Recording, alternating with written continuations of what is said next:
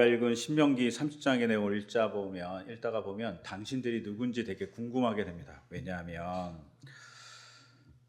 이 당신들이 누구를 가리키는지 갑자기 헷갈리기 때문입니다. 3절만 봐도 3절을 다시 읽어드리면 이렇습니다. 그러면 당신들의 하나님이 마음을 돌이키시고 당신들을 불쌍히 여기셔서 포로 생활에서 돌아가게 하여 주실 것입니다. 그리고 주 당신들의 하나님이 당신들을 그 여러 민족 가운데로 흩으신 데에서부터 다시 모으실 것입니다. 라고 이렇게 되어 있어요. 즉 신명기 30장의 3절의 내용대로 보면 이 당신들이란 사람은 포로민입니다. 그리고 어떤 사람들은 아주 먼 나라 아니면 여러 민족에 흩어져 있는 사람이라고 볼 수 있어요. 그러면 이 당신들이라고 지칭된 사람들은 우리가 생각하듯이 이집트에서 탈출해서 40년 동안 광야 생활해갖고 모압 평지에서 바로 건너기만 하면 가나안 땅인 그 모압 평지에서 하나님의 말씀을 듣고 있는 사람이라고 보기 어렵습니다. 이 사람들은 다른 사람들인 것 같아요.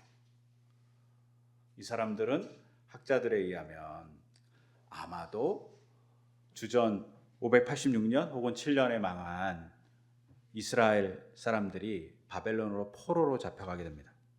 그리고 거기 바벨론에서 포로로 살고 있습니다. 아마도 그렇게 흩어져서 잡혀가서 포로로 살고 있는 그 사람들을 의미한다고 생각하고 있어요. 즉 신명기 29장부터 해서 30장, 31장 이 부분은 누군가 후대에 추가하신 것 같아요.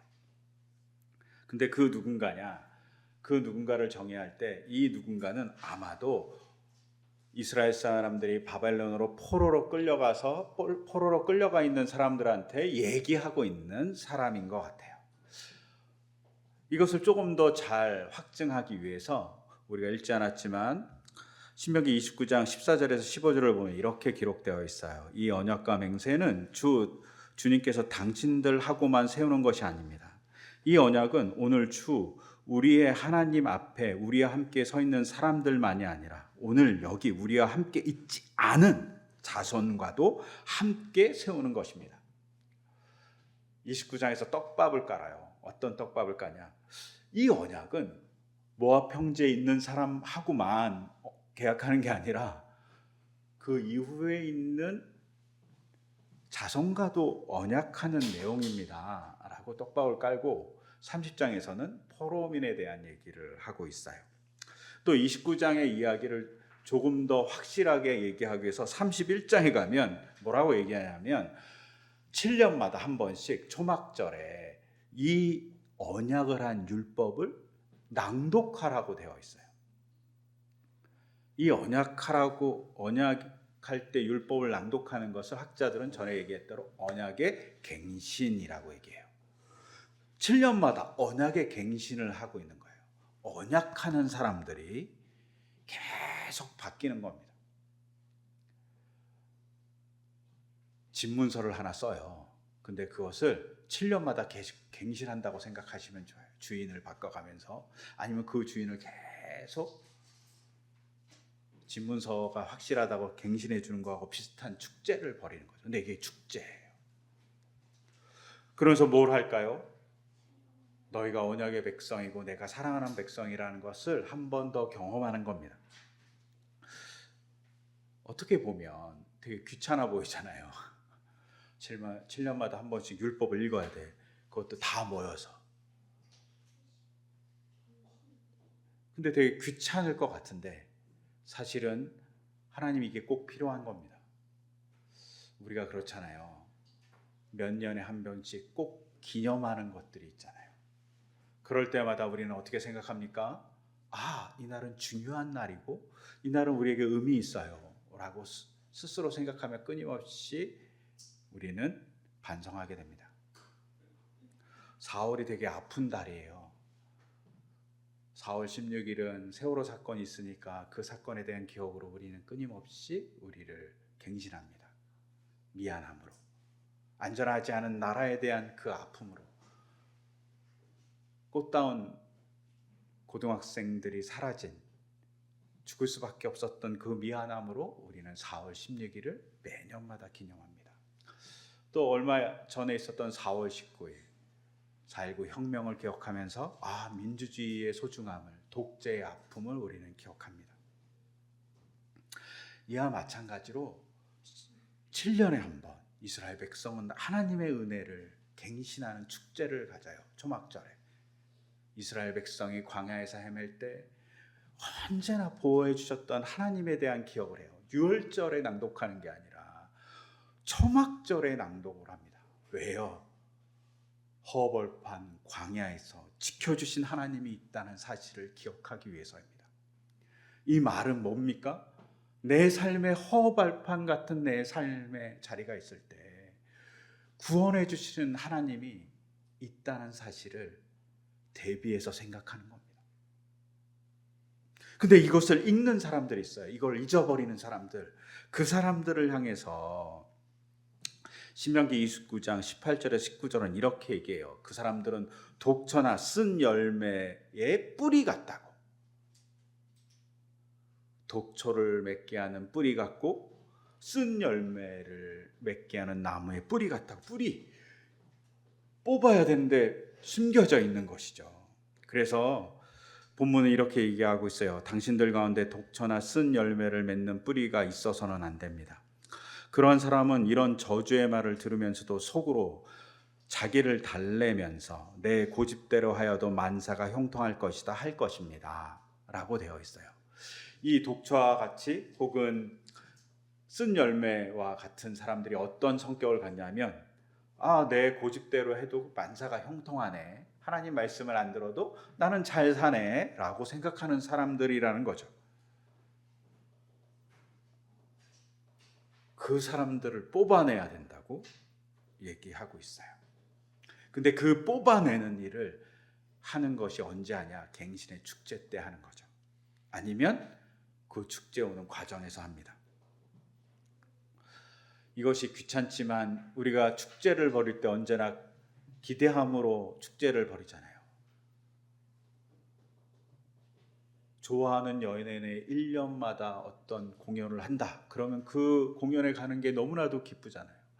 연극제가 있다. 1년마다 5월에. 그러면 우리가 항상 기대하잖아요. 조금 있으면 다가올 어린이날 기대하잖아요. 이제 어린이를 탈피하신 분들은 이제 힘들겠지만 기대하잖아요. 매년 축제와 같이 말입니다. 마찬가지로 하나님의 언약의 갱신을 하는 7번째 해의 초막절은 이스라엘 사람들이 기대하는 축제인 거죠. 왜? 하나님의 구원과 하나님의 사랑을 만나기 때문입니다. 귀찮은 일이 아니에요. 우리가 명절에 어떠합니까? 여기 대부분 우리가 젊으니까 명절에 누가 찾아오지 않고 대부분 찾아가시잖아요. 찾아가는 일이 가끔은 귀찮아요. 근데 놀랍게도 찾아옴을 당하는, 초대하는 부모님은 그 귀찮은 음식을 엄청 준비하시는 거예요. 저보다 더 귀찮으실 것 같아요. 찾아가는 저보다. 그런데 왜 준비할까요? 만남이 기대되니까. 너무 사랑하는 자식과 손자, 손녀를 볼 수 있으니까 그 기대함으로 축제, 명절을 보내시죠. 하나님도 마찬가지예요. 우리와 같이 계약을 갱신하는 것을 너무나도 좋아하시는 거예요. 그리고 이 계약의 갱신 축제에서 이스라엘 사람들은 하나님이 하시는 말씀을 가지고 자기를 점검하고 자기를 새기는 과정을 가져요. 그런데 이 과정에 대해서 얘기한 29장, 30장, 31장은 조금 전에 이야기한 대로 모압 형제에 있었던 사람을 대상으로 하지 않는 것 같아요. 누구를 대상으로 한다고 얘기했냐면 제가 포로민들을 대상으로, 그것도 아마도 모압 형제에 있었던 사람보다 800년 후의 사람을 대상으로 얘기하고 있어요. 그러면 이 사람들은 왜 이런 얘기를 첨가했을까요? 모세 얘기는 아마도 학자들에 의하면 28장에서 끝났어요. 근데 29장에 다시 얘기하고 있는 거예요. 그리고 30장에서는 포로 생활에서 돌아오게 해줄 거라는 얘기를 포로민들한테 해주고 있어요. 포로민들이 생각하는 거죠. 왜 우리가 포로가 되었을까? 왜 이스라엘이 망했을까? 왜 바벨론에 의해서 성전은 파괴되었을까? 이런 질문을 던졌을 때 그 질문의 답이 신명기였던 거죠. 하나님의 말씀대로 살지 않아서 하나님이 징벌했다고. 그거에 대한 뼈저린 반성으로 신명기를 보던 사람들이 신명기 29장, 30장, 31장을 첨가하면서 우리가 이런 잘못을 했기 때문에 망했다고 얘기하는 겁니다. 철저한 회개를 하고 있는 겁니다. 하나님, 우리가 망한 이유가 이것이군요 라고 자기를 바라본 거죠. 이렇게 회개할 때 희망이 시작됩니다. 그래서 오늘 읽었던 신명기 30장 5절에서 이렇게 얘기합니다. 주 당신들의 하나님이 당신들을 당신들의 조상이 차지했던 땅으로 돌아오게 하시고, 돌아오게 하실 거라고 얘기합니다. 당신들이 그 땅을 다시 차지하게 하실 것이며 당신들 조상보다 더 잘되고 더 번성하게 하여 주실 것입니다. 당신들이 신명기에 나오는 말씀대로 살면 더 잘되게 해줄 거라고 약속하고 있습니다. 그리고 그렇게 될 거라고 희망을 포로민들한테 주는 거죠.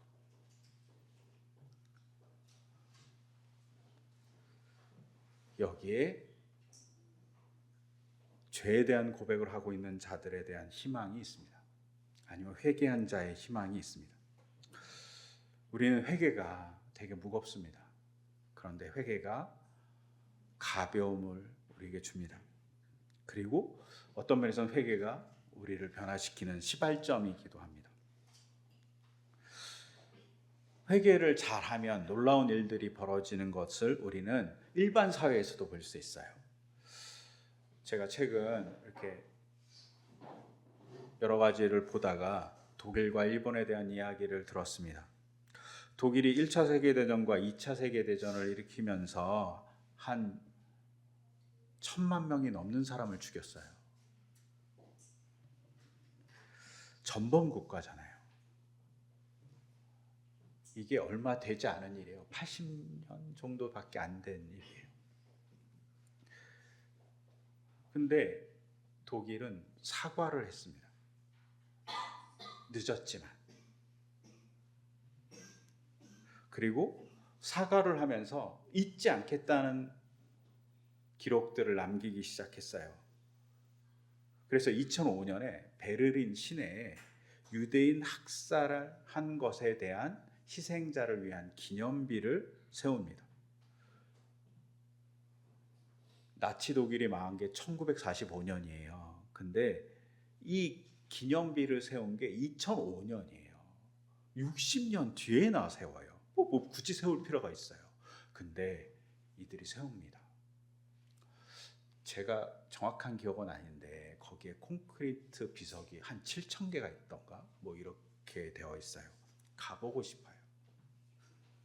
나라가 이렇게 기억하기 위해서 우리의 잘못을 회개를 하기 위해서 세워놓은 겁니다. 우리가 누군가를 미워했을 때, 우리가 독재라는 것을 했을 때, 우리가 전쟁을 일으켰을 때 얼마나 처참한 일이 벌어졌는지 잘 압니다. 그런 우리의 모습을 반성하기 위해서 우리는 이 비석을 세웁니다. 그리고 가장 많이 학살했던 유대인을 추모하면서 이 비석을 세웁니다.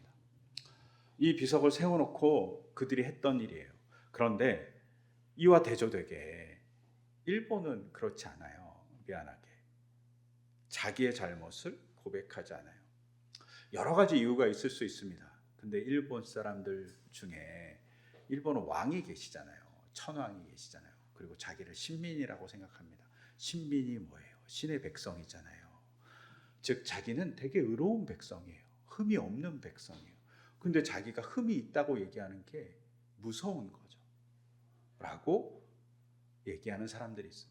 자기의 흠을 바라보지 않고 자기는 흠이 없는 신의 백성이라고 얘기하니까 자기의 잘못을 제대로 고백하지 않는 겁니다.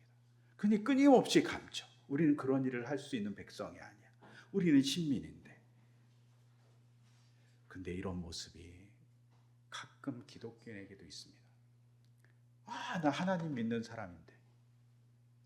그러면 죄에 민감해야죠. 근데 자기가 의로운 사람처럼 착각해서 행동합니다. 그때 제대로 된 회개를 하지 못합니다. 제대로 된 회개를 했던 독일 사람들은 존경을 받았어요. 그리고 제대로 된 회개를 하면서 난민을 구제하는 일도 하고 세상에 어려운 사람을 도와주는 국가로서 잘 가고 있다고 사람들은 생각해요. 전범 국가에서 조금은 더 좋은 국가가 됐다고 생각합니다. 왜? 회개를 잘했기 때문입니다. 근데 이렇게 회개를 하고 나는 죄인이야, 죄책감에 시달리는 것을 하나님은 원하지 않으세요. 하나님이 원하시는 건 회개, 그 다음 변화입니다. 그리고 복된 사람이 되기를 소망해요. 이것을 잘 보여주는 게 뭡니까? 바로 예수님의 사건이에요. 오늘 읽었던 누가복음서 24장을 보면 예수님이 제자들에게 부활하셔서 찾아오십니다. 그리고 부활해서 찾아와서 너희에게 평화가 있어라라고 얘기했더니 제자들이 놀랍니다. 무서워합니다. 왜? 예수님이 유령이라고 생각한 겁니다. 이 당시 예수님 당시에 많은 사람들은 유령을 어떻게 생각하냐면 무서운 존재로 생각했다고 그래요. 즉 제자들은 예수님이 나타나는 것을 보고 무서운 존재가 나타났다고 착각할 수 있습니다. 왜요? 자기들이 죄이고 자기들이 예수님을 버렸고 예수님을 떠나서 도망간 사람들이기 때문입니다. 그러니까 예수님의 유령 같은 분이 나타났으니 더 무섭겠죠. 우리를 혼내기 위해서 혹은 속되게 얘기하면 우리에게 복수하기 위해서 예수님의 유령이 나타났다라고 생각할 수 있습니다. 아직까지 예수님을 신으로 하나님의 아들로 제대로 인식하지 못한 제자들은 예수님을 그냥 한낱 유령 같은 존재로 생각했을지 몰라요. 부활하신 예수님을. 근데 그 부활하신 예수님이 제자들에게 나타나서 내 손과 발을 보고 만져봐라 얘기합니다. 내가 살아났다고. 살아났다고 얘기해 준 그 말 속에 제자들은 번뜩 생각났을 겁니다. 예수님이 십자가에 달려서 돌아가실 것에 대해서 미리 순환 예고를 하셨고 순환 예고와 쌍을 이루어서 부활하실 거라는 부활 예고도 하셨습니다. 즉 예수님이 예고하신 대로 예수님이 순환받고 부활하셨다는 사실을 제자들이 만나게 됐을 겁니다. 그리고 그 예수님이 제자들에게 내가 부활했어. 너희들 나 다 배신했지. 너 도망갔지. 너 내가 재판받고 있을 때 모른다고 얘기했지. 이렇게 얘기하지 않고 만져보라고 얘기합니다. 살과 피가 도는 그 손으로 예수님이 제자 손을 만졌을 때 어땠을까요? 차가운 손으로 딱 만져갖고 차가움이 전해졌을까요? 아니면 예수님의 그 따스한 손으로 제자들을 만졌을 때 그 온기가 전해졌을까요? 부활하시고 육신의 몸이라고 얘기하는 건 저는 따스한 온기로 제자들을 예수님이 만져주셨다고 생각됩니다. 설레는 손잡음 같았을 거예요. 여러분들 중에 연애를 처음 할 때 연인과 처음 손을 잡았을 때 그 느낌이 있습니까? 연인과 처음 손을 잡았을 때의 그 느낌은 그 따스함 그리고 그 설렘은 이루 말할 수 없습니다. 어떤 면에서 예수님이 제자들의 손을 잡았을 때의 그 설렘은 이것보다 더했을 것 같아요. 그 사랑의 손잡음이 있으셨을 겁니다. 그 속에 용서가 있고요. 그 속에 위로가 있고요. 그 속에 사랑이 있었을 겁니다.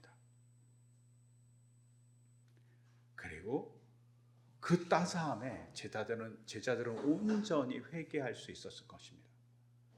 주님, 제가 주님을 배반했어요. 주님을 모른다고 했어요. 이 회개가 있었다는 걸 알 수 있는 건 복음서의 사도행전의 제자들이 자기들이 어떤 존재인지 정확하게 밝히고 있기 때문입니다. 그들은 온전히 자신의 모습을 예수님과 만나서 회개했어요. 그 다음에 예수님이 어떻게 합니까? 너희들은 나쁜 애들이니까 이제는 탈락, 이렇게 얘기한 게 아니라 베드로를 만나서 내 양을 먹이는 사람이 되라 라고 얘기합니다. 제자들을 위로하고 제자들에게 주님의 일을 주십니다.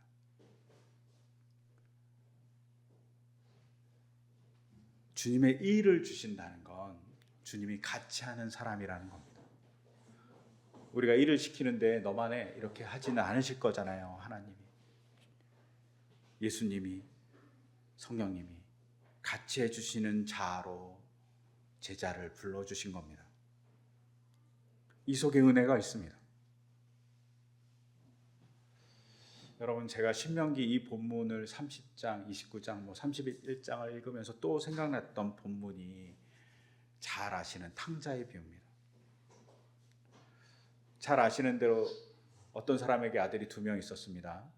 근데 둘째 아들이 약간 나빠서 아버지에게 유산을 달라고 얘기합니다. 그 유산을 가지고 먼 나라에 가서 다 탕진합니다. 그리고 다 탕진하고 나서 살 수가 없으니까 돼지를 치다가 이러면 안 되겠다, 아버지의 종이라도 돼야 되겠다 해서 아버지한테 찾아왔고, 아버지는 어떻게 합니까? 나쁜 놈 나가, 이게 아니라 자기의 아들로 받아들입니다. 그러면서 아버지가 이렇게 얘기합니다. 나의 이 아들은 죽었다가 살아났고 내가 잃었다가 되찾았다. 자기의 종들한테 얘기하고 또 첫째 아들에게도 이렇게 얘기합니다. 제가 이 말씀이 생각난 이유는, 사실은 유산을 달라는 게 뭡니까? 유산을 언제 주죠? 아버지가 죽어야지 주는 겁니다. 즉 아들의 마음에, 아들의 삶에서 아버지는 죽은 겁니다. 그리고 심지어 아들은 자기 삶에서 아버지를 죽이는 시도를 하죠. 어떻게? 집을 떠남으로 연을 끊습니다. 그런데 이 끊은 자체를 아버지는 어떻게 받아들이냐면, 그 무게를 어떻게 받아들이면 내 아들이 죽은 것 같이 받아들입니다. 아들이 아버지를 향해서 유산을 달라는 게 아버지를 죽이는 일인데, 아버지는 그 철없는 행동이 아들이 죽은 행동이라고 생각하는 거죠. 아들을 잃어버리는 일이라고 생각합니다. 그런데 아버지는 이 아들이 죽었다고 생각할 수 있을 만큼 처참한 현실과 연을 끊는 그 자리에서도 어떻게 합니까? 아들을 기다립니다. 아들을 포기하지 않는 거죠. 그리고 아들이 돌아왔을 때 회개할 때 내 아들이 살아서 돌아왔다고, 내 아들이 내 아들을 잃었다가 찾았다고 얘기합니다.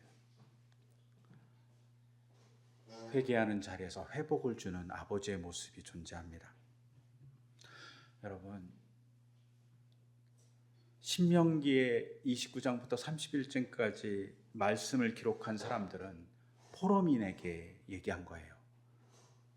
모든 것을 상실하고 모든 좌절 앞에 있고, 또한 회복의 가능성이 없고 자기가 죄인이라고 생각하고 죄책감에 시달리는 사람들한테 뭘 얘기해 주고 싶었냐면, 너희가 하나님께 돌아가면 회복을 주실 거라고 얘기해 주고 싶었던 겁니다.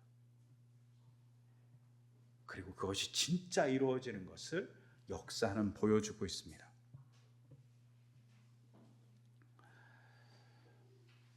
여러분, 우리의 삶의 처지가 아플 때 하나님이 있지 않습니다. 그 하나님을 향해서 가기를 소망해요. 그때 회복이 우리에게 일어날 거라고 믿습니다. 그런 회복을 우리가 좀 만나기를 또한 저는 간절히 소망합니다. 그리고 이 회복을 위해서 해야 될 일, 하나님의 말씀을 보고 하나님을 믿는 일이고, 그리고 경계석을 세우는 겁니다. 내가 잘못될 일에 대한 경계석을 세워서 언제나 이걸 보고 하나님이 나를 사랑하지라는 생각을 하게 만드는 겁니다. 최근에 제가 들었던 이야기 중에 어떤 황동 조각에 대한 이야기를 들었습니다. 이 황동 조각의 이름이 스톨포스타인입니다. 스톨포스타인이란 말은 독일어로 그냥 장애, 난간, 걸림돌 이런 뜻이에요. 근데 이 스톨포스타인이라는 스톨포가 이제 뭐 장애고 걸림이고 슈타인이 돌이에요. 여기 한 10cm 정도 되는 황동판이에요. 근데 이 황동판을 어디다 설치하냐면 길 바닥에다가 설치를 해요. 약 20여 개국에 한 7만 5천 개 정도가 지금 설치되어 있다고 들었어요. 이게 뭐냐면 여기다 뭘 새기냐면 그 거리에 살았던 유대인의 이름을 새기는 거예요. 그리고 그 사람이 언제 태어나고 언제 죽었고 언제 괴롭힘을 당해서 독일인한테 학살당했는지를 써놓는 조그만 요만한 황동판이에요. 그거를 그 사람이 살던 거리에 설치하는 거예요. 보도블록 같이. 그런데 이걸 누가 설치하냐? 그 거리에 사는 사람들이 설치해요. 자기가 돈을 내서. 제가 얼핏 듣기는 한 100유로 정도 된다고 들었어요. 자기들끼리 모아갖고 설치하는 거예요. 왜? 이게 언제부터 시작되냐면 1991년부터 시작돼서 지금까지 계속 되는 일인데 유럽인들이 유태인을 미워했던 것을 반성하기 위해서 자기 집 앞에, 자기 집 거리에 세워놓는 겁니다. 설치해놓은 겁니다. 그걸 보면 걸림돌도 되고 너무 힘들지 않을까요? 근데 일부러 그 황동판을 걸림돌이라고 얘기했어요. 스톨포스타인. 경계석을 세운 거죠. 그리고 반성하는 겁니다. 제가 조만간에 이렇게 유럽을 가게 될 것 같은데 제가 가는 곳에도 뒤져봤어요. 있더라고요. 그래서 가보고 싶어요. 거리에 설치되어 있고 거리에 찾아볼 수 있는 지도도 있어요. 유럽인들은 자신들의 잘못을 회개합니다. 그리고 그걸 경계석으로 세워놨습니다. 여러분, 우리에게도 경계석이 있어요. 뭐가 있을까요? 십자가입니다. 항상 우리의 삶 속에 십자가를 세워놓기를 소망해요. 그리고 항상 하나님의 말씀을 읽으며 내 자신을 점검할 때 우리는 그 경계석을 보면서 하나님 앞으로 갈 수 있습니다. 우리 고집대로 살지 않을 수 있어요. 그리고 오만한 말을 하지 않을 수 있어요. 29장에서 말한 대로 내 고집대로 하여도 만사 형통하다, 이 말을 하지 않을 수 있어요. 하나님의 말씀대로 내 자신을 보고 내 자신을 점검하고 그리고 하나님의 길을 걸을 때 우리가 주님의 축복의 통로가 될 거라고 신명기는 얘기합니다. 그런 우리가 축복의 통로가 되기를 소망해요. 그런 교회가 되기를 소망합니다. 그 경계석을 잘 세워놓지 않았을 때 망가집니다.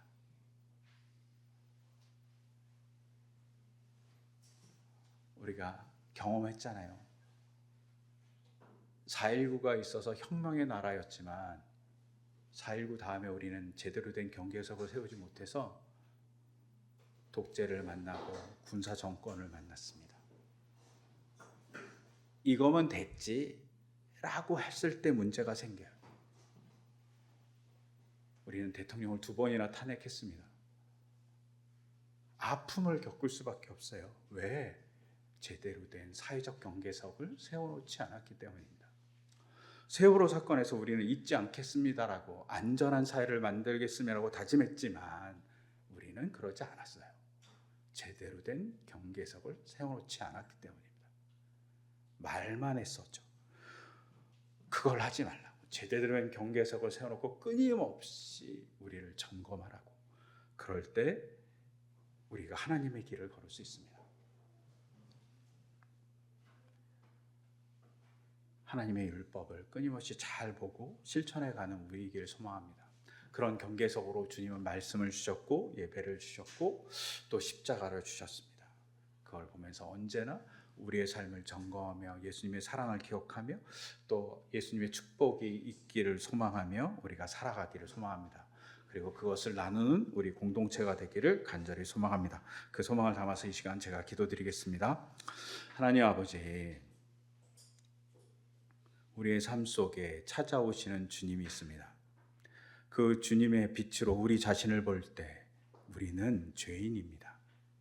그리고 죄인인 우리가 좌절할 때, 죄책감에 시달릴 때 따스한 손으로 찾아오시는 주님이 우리 손을 만져주며 우리를 사랑한다고 얘기해 줍니다.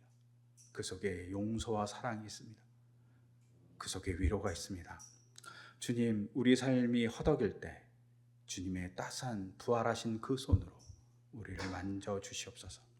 그리고 주님의 말씀대로 살아갈 수 있도록 주님의 경계석들을 잘 세워서 언제나 우리가 말씀에 올바로 살고 있는지 점검하게 하시고 말씀대로 살아감으로 인해서 하나님의 복을 누리는 우리 공동체, 우리의 삶이 될 수 있도록 인도하여 주시옵소서. 이 모든 것 주 예수 그리스도의 이름으로 기도드립니다. 아멘.